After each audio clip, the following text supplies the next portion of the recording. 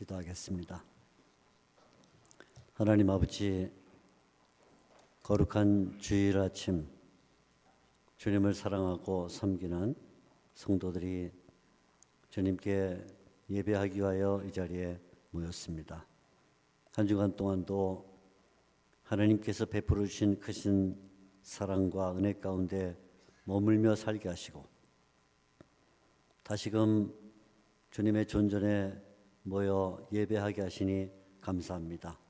왕이시오 구세주시오 우리의 인도자가 되시는 주님께서 우리의 모든 삶을 붙잡아 주시고 또 일일이 동행하시며 간섭해 주셔서 우리가 스스로 해결할 수 없는 수많은 문제들을 주님께서 맡아서 해결해 주시고 또 우리를 주님이 원하시는 평강의 길로 인도해 주시옵소서. 하나님 아버지, 강변교회가 주님의 말씀을 따라 살기를 원하고 또 바른 예배를 드리며 바른 교리와 신학 가운데 서서 주의 말씀을 배우기를 소원합니다. 주님이 예정해 놓으신 좋은 목회자를 보내주셔서 앞으로 더 힘차게 전진하게 하시고 이 시대의 여러 가지 사명을 감당할 수 있는 놀라운 은혜를 베풀어 주시기를 소원합니다. 이 일을 위해서 기도하며 수고하는 여러 중대한 임무를 맡은 분들 한 명 한 명에게 하나님을 진심으로 사랑하고 또 겸손하고 진실되게 이 일을 감당하게 하시고 교회는 열심히 기도하며 하나님의 뜻을 받들 수 있도록 은혜를 덧입혀 주시기를 기도합니다. 아버지 하나님, 각 가정마다 병자들이 있으면 주님께서 찾아가 주셔서 위로하시고 치료해 주시며 또 산업에 어려움을 당하는 형제들 자매들이 있으면 주님께서 세워주시고 다시 힘차게 번창할 수 있도록 은혜를 주시며 여러 가지 사회생활 가운데 억압을 당하는 이들이 있으면 자유함과 해방을 얻게 해주시기를 기도합니다. 교회가 가지고 있는 다양한 행사와 또 앞으로 가는 모든 일들에 하나님의 복으로 동행해 주셔서 풍성하게 하시고 형통하게 하옵소서. 우리의 귀를 열어서 주의 말씀을 잘 들을 수 있도록 은혜를 주시기를 기도합니다. 예수님의 이름으로 기도하옵나이다. 아멘. 제가 2월 달에 와서 이제 그만 본다고 꽃다발까지 받았는데 또 보니까 뭔가 좀 굉장히 어색하고 좀 민망하고 그렇습니다. 올해가 종교개혁 500주년입니다. 이 말 바꿔 말하면 500년 전에 종교개혁이 일어났다 그런 뜻이죠. 그러니까 올해는 2017년이니까 500년을 빼면 1517년에 종교개혁이 일어났습니다. 종교개혁은 사실은 중세교회가 부패하고 또 봉건제도가 허물어지는 이 여러 사회적 변화 가운데서 일어난 굉장히 중대한 일이었습니다. 그래서 어느 한 개인이 일으켰다 이렇게 볼 수는 없지만 그런 이제 이런 어떤 사회적 분위기가 조성된 다음에 그것을 주도해 나간 인물들이 있는데 그 중에 한 사람이 바로 마틴 루터라는 사람입니다. 잘 알죠? 마틴 루터. 마틴 루터가 63살에 하나님의 부름을 받았습니다. 100세 시대에 살았더라면 100년도 더 넘게 살 만한 아주 건장한 그 체구를 갖고 있던 분이었는데 그 당시에 63살에 하나님의 부름을 받았습니다.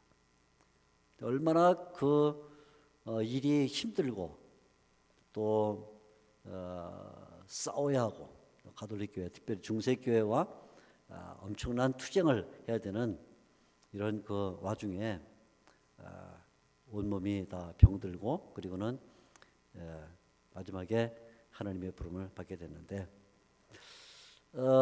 그분이 이제 2월 18일 날 하나님의 날을 가셨는데 2월 18일 한 2, 3일 남겨놓고 2월 16일 날 마지막 설교를 했습니다.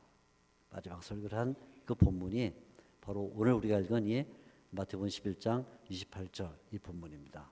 수고하고 무거운 짐진 자들아 다 내게로 오라. 내가 너희를 쉬게 하리라. 굉장히 좀 의미심장하죠. 왜냐하면 일생 동안 종교 개혁을 위해서 온 힘을 다 바쳐서 일한 분이 마지막에 이 본문을 택했다. 그만큼 종교 개혁을 수행하는 일이 힘들고 중차대하고 그리고 분투, 정말 싸우고 또 싸워야 되는 아주 어려운 일이었다 하는 것을 단적으로 보여주는 그런 이 본문을 택했다는데 벌써 메시지가 들어있습니다. 그런데 사실은 이 본문을 택해놓고 설교를 하고 한 10분도 안 돼서 설교 시작한 지 이 본문을 설교 시작한 10분도 안 돼서 이렇게 말했습니다. 사랑하는 성도 여러분, 제가 너무 몸이 안 좋아서 오늘은 여기까지만 설교를 해야겠습니다. 이렇게 말했습니다. 다 지쳐가지고 완전히 진이 다 빠진 상태에서 설교를 하다가 너무 힘들어서 설교를 마치지 못하고 그냥 강단에서 내려오고 이틀 뒤에 3일 뒤에 소천을 했습니다. 저는 그 이야기를 들으면서 야, 저렇게 훌륭한 종교 개혁을 수행한 마틴 루터라는 사람이 얼마나 인생을 살면서 힘이 들었으면, 물론 우리하고는 질적으로 다르지만 그러나 힘들었으면 마지막에 이 본문을 읽고 수고하고 무거운 짐진 자들아 하는 주님의 음성을 기다렸을까, 또 그 앉아있는 성도들에게 이 말씀을 들려주기를 원했을까, 그런 생각을 합니다. 세상에 짐을 안 지고 있는 사람은 없습니다. 우리가 지고 있는 짐 가운데 가장 일차적인 짐은 매일 무엇을 먹어야 되느냐, 무엇을 마셔야 되느냐 하는 이런 짐이죠. 예수님께서도 산상설교 말씀하시는 중에 너희는 무엇을 먹을까 무엇을 마실까 염려하지 마라 그러면서 하늘에 날아가는 새들이나 땅에 피는 꽃들도 하나님이 먹이시고 그리고 입히신다면 너희가 그런 염려할 필요 있겠냐, 염려해봤자 키를 자라게 하지도 못하고 뭐 어쩌고 그러시면서 예수님이 우리 세상의 염려에 대한 근심을 버리라 그렇게 얘기를 했습니다. 그래도 우리는 매일같이 뭘 먹어야 되는가, 또 뭐를 입어야 되는가, 뭘 마셔야 되는가, 어디에 살아야 되는가 하는 이 근심 걱정을 가지고 삽니다. 사실 사람들이 가지고 있는 짐 가운데 무엇을 먹느냐 무엇을 마시냐 하는 짐보다 좀 더 어려운 것은 질병이라는 짐입니다. 모든 사람이 다 알게 모르게 조그만 아니면 큰 질병을 가지고 살고 있는데 그것이 일생 동안 짓누르죠. 힘들게 만듭니다. 혹시 내가 아프지 않으면 가정의 어떤 일원이, 가족들의 누군가가 아프기도 하고 뭐 친구나 동료가 아프기도 하고, 아무튼 우리 주위에는 끊임없이 질병에 대한 이야기가 있고 또 나도 그 문제에 걸려 들어 있습니다. 저도 어릴 때부터 이렇게 몸이 약해서 한 번도 건강해 본 적이 없어요.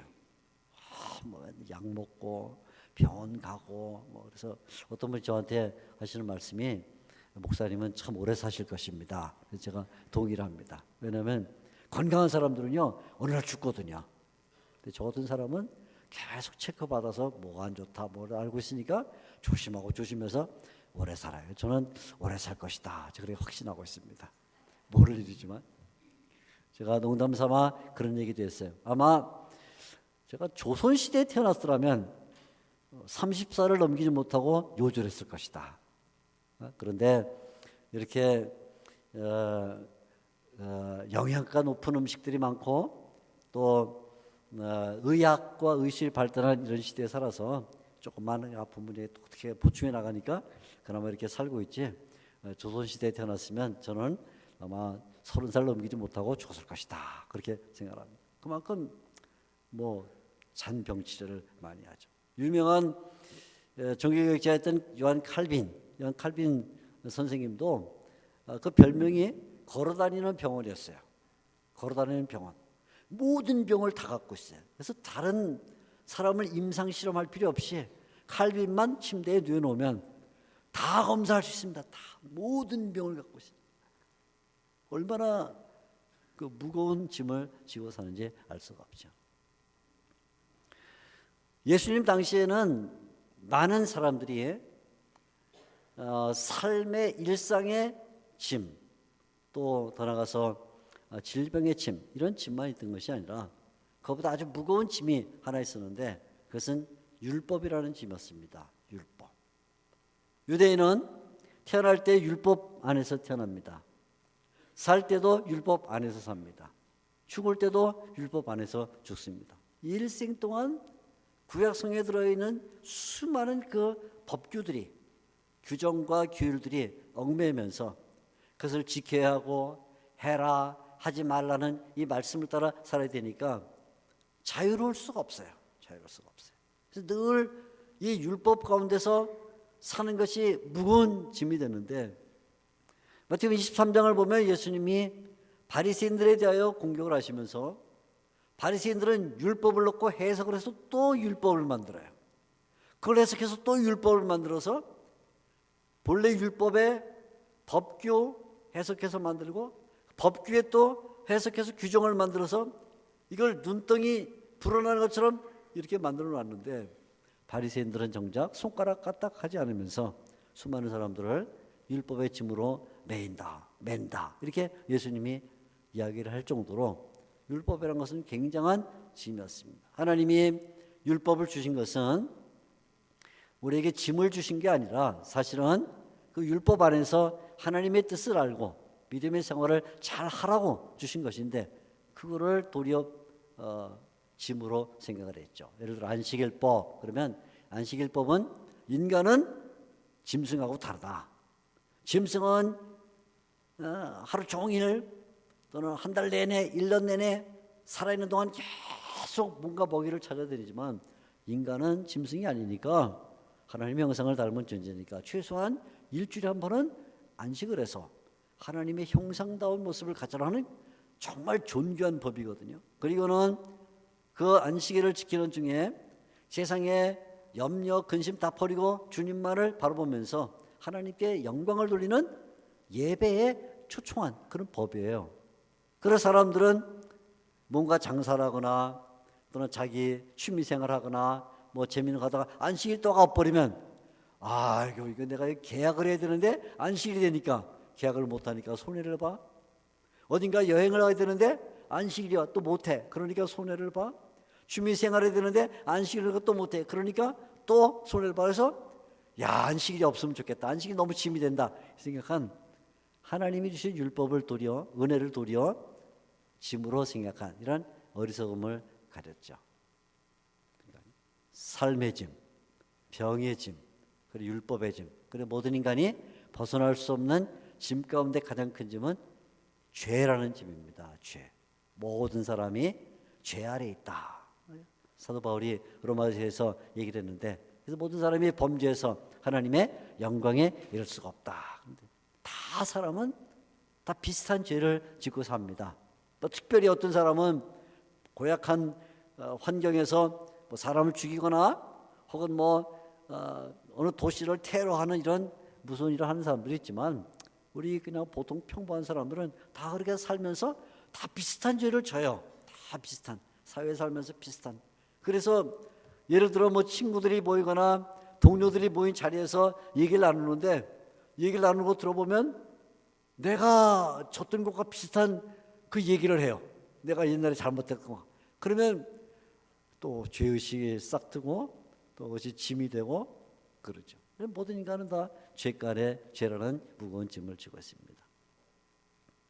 주님께서 일상의 짐 또는 질병의 짐 아니면 율법의 짐 아니면 죄의 짐이라는 이런 짐을 지고 있는 우리에게 내게로 오라. 내가 너희를 쉬게 하리라. 그렇게 말씀하세요. 내가 너희를 쉬게 하리라 하는 이 말씀 속에는 여러 가지 뜻이 들어있는데, 첫째는 우리의 짐을 예수님이 맡아주시겠다. 그런 말입니다. 내가 너희를 쉬게 하리라. 그러니까 내가 너희의 짐을 맡아주겠다. 마태복음 8장 17절에 보면 예수님이 세상에 오신 이유가 뭐냐를 설명하는 한 구절의 말씀이 들어있는데 마태복음 8장 17절에 이렇게 되어 있습니다. 예수님은 우리의 연약함을 친히 담당하시고 우리의 연약함을 친히 담당하시고 병을 짊어지셨도다. 이사야서를 인용한 말씀인데 우리의 연약한 것을 예수님이 담당하시고 우리의 병을 짊어지시기 위해서 오셨다. 그래. 우리 짐을 맡아주실 뿐만 아니라 맡아주시고 그다음에는 우리에게 평안을 주셔요. 요한복음 14장 27절에 내가 너에게 평안을 끼치노니 곧 나의 평안을 너에게 주노라. 내가 너에게 주는 평안은 세상이 주는 것과 같지 않다. 내가 너에게 평안을 준다. 그랬어요. 짐을 맡아만 주시는 게 아니라 짐을 맡아주시고 그다음엔 세상에서 주지 아니하는 그 평안을 주겠다. 그게 뭐냐면 우리에게 쉬게 하시겠다는 그런 뜻입니다. 그러니까 우리는 그것이 일상의 짐이건 아니면 질병의 짐이건 무슨 짐이건 다 주님께 그 짐을 맡기고 그리고 그 짐에서부터 자유할 수 있는 참 평안을 얻을 수 있는 그런 은혜를 주님이 주시겠다는 것이죠. 주님께 짐을 맡겨야 되는 거예요. 그래서 사도 베드로가 너희 염려를 다 주께 맡기라 그렇게 얘기했어요. 한번 따라해 볼까요? 너희 염려를 세게 너희 염려를 다 주께 맡기라 그랬어요. 다 주께 맡기라. 시편에도 시편 55편 22절에 보면 내 짐을 여호와께 맡기라. 여호와께 맡기라는 거예요. 우리가 우리를 얽매고 있는 여러 가지 죄와 그리고 짐을 우리가 지고 할 필요 없다. 주님께 다 맡기라. 근데 우리는 잘 맡기질 못하죠. 저는 어렸을 때도 신앙생활을 곧잘 했어요. 그리고 또 어렸을 때 신앙생활 잘하게 생겼죠, 그죠? 어릴 때도 잘하게 생겼는데 어릴 때도 신앙생활 하면서 또 동네에 부흥사경에 있으면 그 부흥사경에도 저는 열심히 참석하는 아주 모범적인 아이였습니다. 모범적인. 전 텐트 치고 가만히 깔고 이런 그 동네 이제 부흥회 어느 날 참석을 했는데 좀 어릴 때예요, 아주 어릴 때. 부흥사 목사님들은 정말 설교를 뛰어나게 잘하신 것 같아요. 목소리가 아주 걸쭉하고 약간 쉰 듯한 그러면서 쫙 깔아갖고 이렇게 나면 거기에 우리는 뭐 그때 뭐 텔레비전도 별로 안 보고 뭐 이럴 때 만화도 책도 별로 없었는데 그 부흥회 가서 쭉 이제 이야기에 빠져 들어가는데 부흥사 목사님이 어느 날 정말 감동적인 얘기를 했습니다. 지금까지도 가슴에 남아있는 아주 놀라운 얘기를 하셨어요. 제 신학을 결정하게 하는 물론 그때 아직 신학할 생각도 없었지만 어릴 때 신학을 결정하게 하는 이 방향을 잡아주는 그런 놀라운 얘기를 했습니다. 6.25 전쟁이 끝나고 나서 한국동란 미국에서 어떤 한 선교사님이 파송을 받아왔다는 거예요. 강원도 지역에 배치가 되는데 그 당시는 교회도 많지 않고 또 목회자도 많지 않으니까 미국 선교사님이 코쟁이 선교사님이 강원도의 4교회를 맡아서 섬기는데 산골을 다니면서 가서 말씀을 전해야 되니까 예배를 인도해야 되니까 아침 7시에 2시간 뒤에 아침 9시에 또 2시간 뒤에 11시 이렇게 여러 교회를 가니까 더운 여름날 얼마나 힘들겠어요? 그죠? 그래서 이 목사님이 미국에다가 선교본부에 편지를 썼답니다. 집차 하나 보내주면 내가 정말 충성되이 섬길 수 있겠습니다. 그래서 선교본부가 그 말을 듣고는 집차를 보내왔다는 거예요. 집차가 왔습니다. 이야, 근데 이건 뭐 걸어다니면서 복음을 전하는 것과 비교할 수 없을 정도로 놀라운 그런 막 복음을 전하게 됐는데 비포장도로니까 이 집차를 타고 가면 뒤에 뽀얗게 먼지가 나잖아요. 미사일 쏜 것처럼 무슨 뭐 우주선 날아간 것처럼 뒤에 연기가 쫙 나올 때 뭐 희열을 느끼는 거예요. 선교사님이 쫙 나오면 뒤에 먼지가 백미러로 쫙 너무나 멋있잖아요. 어느 날 여름에 선교사님이 이 시골에서 아침 7시에 벨 드리고 역시 비포장도로 쫙 달라는데 먼지가 쫙 나니까 너무 신이 나는데 앞에 우리 한국 할머니 한 분이 뭐 광주리를 머리에 이고는 여름이니까 오이, 뭐 참외, 호박 뭐 이런 것들을 쭉 그렇게 거리니까 경적을 눌렀어요. 빠빠빠 하니까 할머니 깜짝 놀라서 옆으로 탁 쏜살같이 쫙 하니까 막 먼지가 쫙 따라오는데 할머니는 그냥 꼼짝없이 다그먼지를 마시게 되는 거예요. 한 100m쯤 신나게 가다가 선교사님이 정신이 번쩍 들었어요. 내가 이게 뭐 하는 짓이지? 그리고 하나님 앞에 회개를 했습니다. 주님, 이 못된 종을 용서해 주십시오. 그럼 다시 100m 빽 해갖고 다시 할머니한테 쭉 가서 할머니한테 얘기했습니다. 할머니, 죄송합니다. 어디까지 가십니까? 저 이웃마을에 갑니다. 아, 나도 거기 설교하라는데 타시죠. 그래서 그 할머니가 차에 tas습니다. 할머니를 모시고 갑니다. 또 가는데 뒤에서 할머니가 아기를 낳는지 막 끙끙대는 소리가 나는 게 끙끙. 그래서 백밀러를 보니까 할머니가 여전히 그 광주리의 짐을 그대로 내가 이게 이렇게 고추 서가지고 허리에 받쳐주는데 하고 있으면 좀 덜 힘들지만 앉아서 이걸 하니까 얼마나 힘들겠으니까 할머니가 아기 낳는 것처럼 막 끙끙대고 있으니까 선교사님이 얘기를 했습니다. 할머니, 그 짐을 옆에다 내려놓으세요. 우리 할머니가 또 유명한 말 했어요. 저 항상 유명한 말만 합니다. 유명한 말 이렇게 말했습니다. 아이고 코쟁이 양반, 내가 차를 얻어 타고 가는 것도 미안한데 어떻게 짐까지 내려놔? 얻어 타고 가는 것도 미안한데 어떻게 짐까지 내려놔? 우리가 주님의 은혜로 주님의 구원의 차를 타고 주님의 구원의 방주를 타고 가면서 짐은 누가 지고 있냐면 여전히 우리가 지고 있어요. 무엇을 먹을까, 무엇을 마실까, 어디에 살까, 무엇을 입을까. 여전히 이 병을 어떻게 하면 나을까, 이 병을 어떻게 하면 고칠까, 여전히 그 짐을 내가 지고 있어요. 율법의 짐, 죄의 짐도 그대로 지고 가면서 주님이 수고하고 무거운 짐진 자들아 다 내게로 오라. 내가 너희를 쉬게 하리라. 내가 너희 짐을 맡아준다. 내가 너에게 평안을 준다. 너희 염려를 다 주님께 맡겨라. 그냥 내려놔라. 그렇게 말하는데 우리는 그대로 지고 가면서 끙끙대. 구원은 받아요. 구원의 차를 탔으니까 구원은 받아요. 그런데 짐은 누가 지고 있냐면 우리가 지고 있어요. 따라합시다. 너희 염려를 세게, 너희 염려를 세게, 너희 염려를 다 주께 맡기라. 주께 맡기라는 거예요. 왜 그걸 너희가 지고 가냐? 내 차에 탔으면 옆에다 내려놓으면 되지. 우리 일생 사는 동안에 맡기는 일을 해야 돼요. 주님께. 주님이 내게로 와라. 내가 너희를 쉬게 하겠다. 그렇게 말했거든요. 근데 오늘 이 말씀을 잘 읽어보면 예수님이 여기서 이야기를 끝내면 딱 좋겠는데 여기서 끝내질 않고 이게 28절 말씀이거든요. 그 다음에 29절이 있어요. 29절이 사람을 아주 괴롭혀요. 29절이 없었으면 딱 좋겠는데 한번 제가 읽어드릴게요. 이렇게 되어 있어요. 자, 29절. 나는 마음이 온유하고 겸손하니 나의 멍에를 메고 내게 배우라 그랬어요.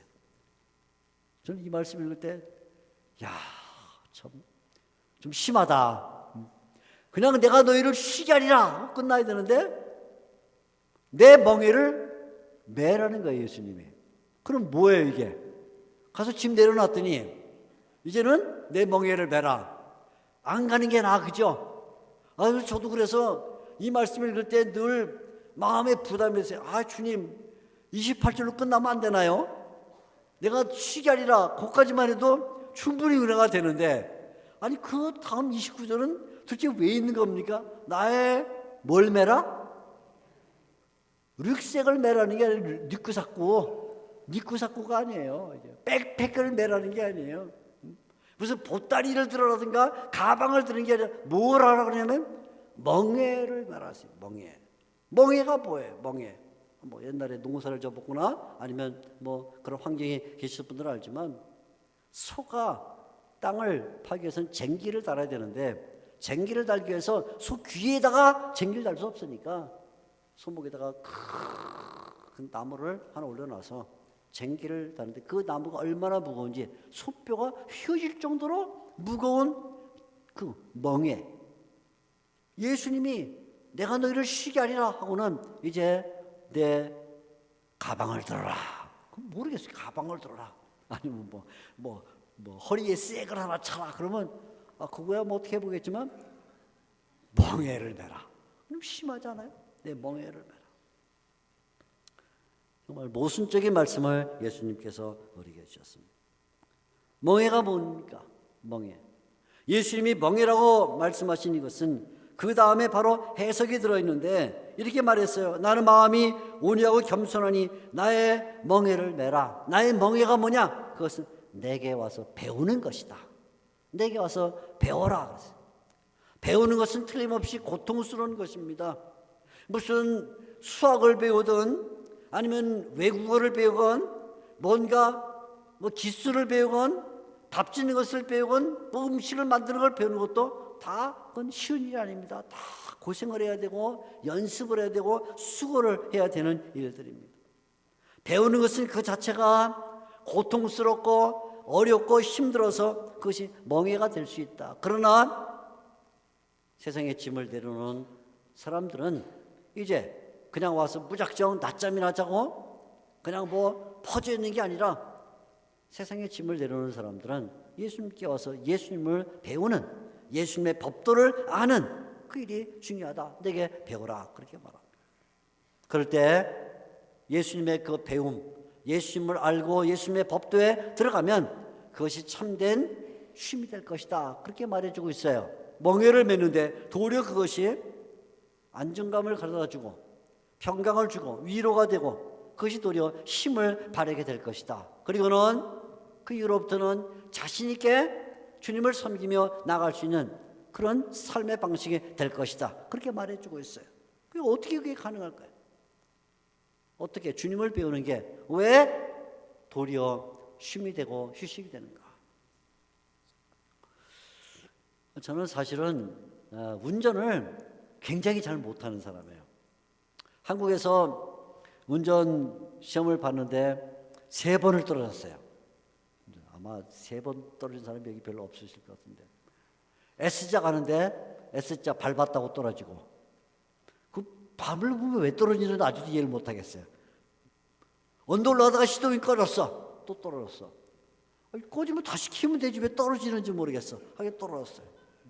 또 뺏겨갖고 차 주차하다가 금 밟았다고 또 떨어졌어. 밟았으면 나갔다가 다시 들어오면 되지 왜 떨어지냐. 그래서 3번을 떨어졌습니다. 그래서 저는 나는 운전을 정말 못할 이런 스포츠 그런 이런 어떤 역량이 없나 보다 생각하고 그리고 유학을 갔습니다. 유학을 가서 그래도 운전을 해야 되니까 운전 시험을 봤습니다. 또 떨어졌어요. 세상에. 그래서 또 봤습니다. 또 떨어졌어요. 한국에서 3번 떨어지고 독일에서 2번 떨어지고 토탈 5번 떨어졌어요. 그리고는 6번째 간신히 눈물 먹은 이 면허증을 제가 땄습니다. 운전을 하는데요 자신이 없어요. 지금도 전 자신이 없어요. 그래서 앞차고 항상 100m 간격을 떼어놓고 운전합니다. 그러면 100m 뛰어도 소용이 없는 게 뭐냐면 다 끼어들어. 내 앞에 다 들어와. 금방 5m 또 돼. 또 100m 뛰면 또 들어와. 소용이 없어요. 아무튼 조심해서 운전하는데 제가 제일 못하는 게 뭐냐면 노견주차. 이거는요 정말 저건 천성이 안 맞나 봐요. 들어가지지가 않아요. 차가 들어가지지가. 그래서 어느 날 근데 이게 마음이 급하면 더 안 돼요. 애 데리고 병원을 가거나 시험을 보러 가거나 수업에 가거나 하면 더 안 돼. 이게 급하면 안 돼. 어느 날 우리 선배 목사님과 함께 차를 타고 가면서 노견 주차를 하게 됐습니다. 저는 운전하고 우리 목사님 옆에 앉아서 10번을 들어갔는데도 못 들어가니까 10번. 조 목사, 운전을 머리로 하는 거야? 발로 하는 거야? 손으로 하는 거야? 목으로 하는 거야? 내가 봐줄 테니까 해봐. 하고는 내려서 딱 창문 내리고 자, 옆에 차고 1m 뛰고 수평으로 잡고 병의상 패럴렐 잡고 그 다음에 오른쪽 백밀러에 옆에 차 꽁무니가 들어오면 그때 들어! 그래갖고 이제 그걸 배웠어요. 한심하죠. 제가 이런 말을 설교에서 할 줄 저도 몰랐습니다. 근데 그게 되더라고요. 그게. 야, 근데 그게 되더라고. 쏙 들어오는데 다시 했어요. 나가서 쏙 되더라고. 야, 근데 저 그때 그걸 배우면서 운전의 짐이 떨어졌어요. 운전의 짐. 오랫동안 운전 그러면 무조건 100m 뛰고 60km면 40km 가고 100km면 70km 가고 가능은 주차할 때 어떻게 넓은 데 하고 이야, 배운다는 게 이런 의미를 갖고 있는 거구나.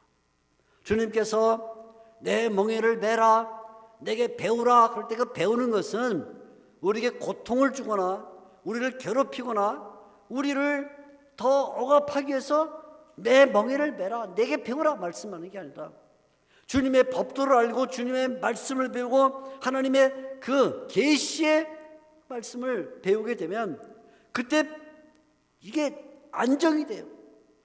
법규가 생겨요. 어떻게 살아갈 것인가 체제가 생겨지고 그래서 그때부터 참된 쉼 있게 된다. 예수님이 우리에게 말씀하시는 거예요. 쉰다는 것은 그냥 아무것도 안 하는 게 아니라 내 멍에를 메고 내게 와서 배우는 것이다. 내게 배우라.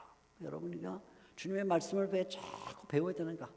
말씀을 많이 배울수록 계시의 말씀을 잘 익히 할수록 인생을 사는데 주님을 가까이 하고 세상의 염려를 떨어버릴 수 있는 좋은 길을 열어주기 때문에 주님이 우리에게 말씀을 배워라 그렇게 얘기를 하는 거예요.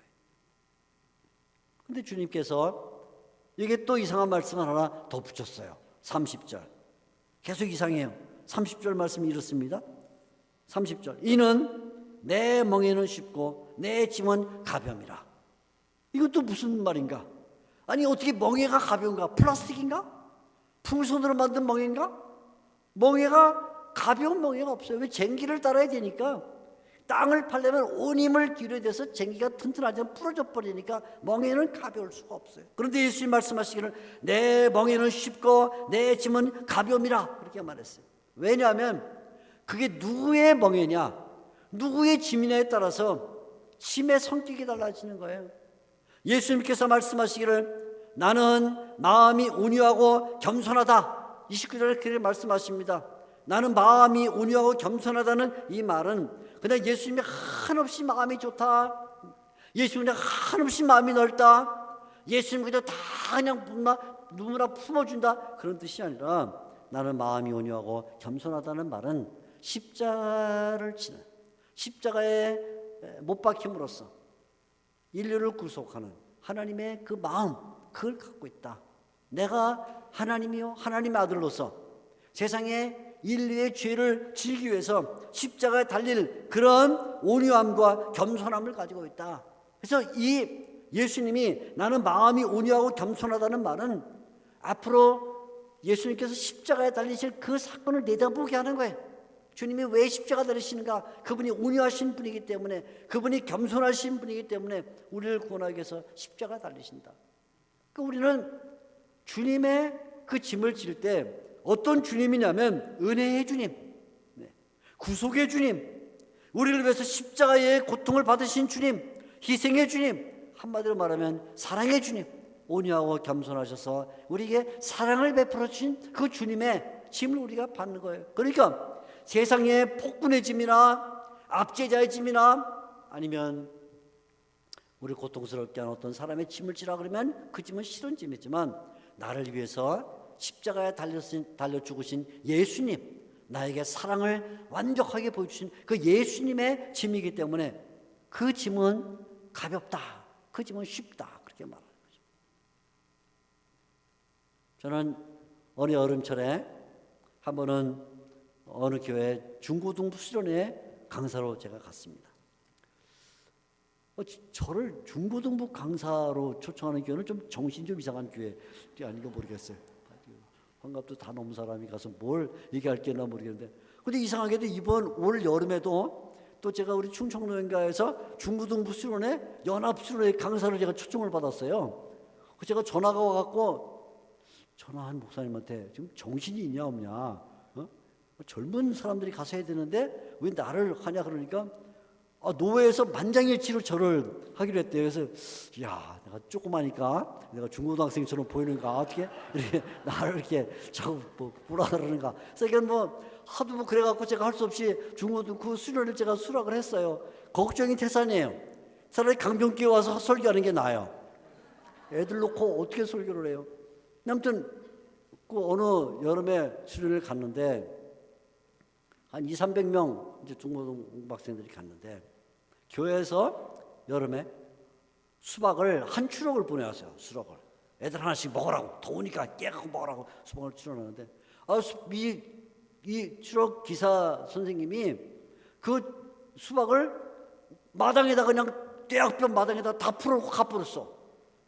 조금 있으면 다 쉬잖아요. 이게 그죠? 골아 터지잖아요.